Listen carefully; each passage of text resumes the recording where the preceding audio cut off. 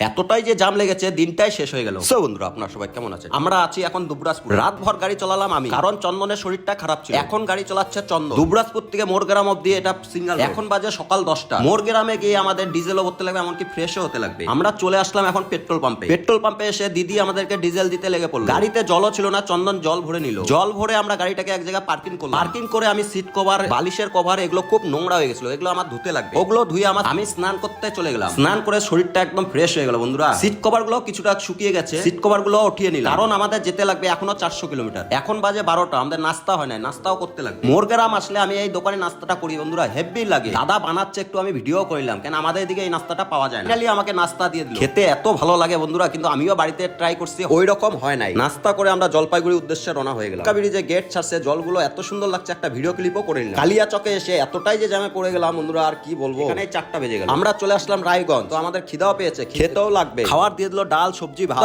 করে, আমরা পেমেন্টও করে দিলাম। এতক্ষণ গাড়ি চালাচ্ছিলাম আমি, এখন চালাবে চন্দন। আজকের মতো এতটুকু, নেক্সট ভিডিওতে আপনাদের সাথে দেখা হচ্ছে।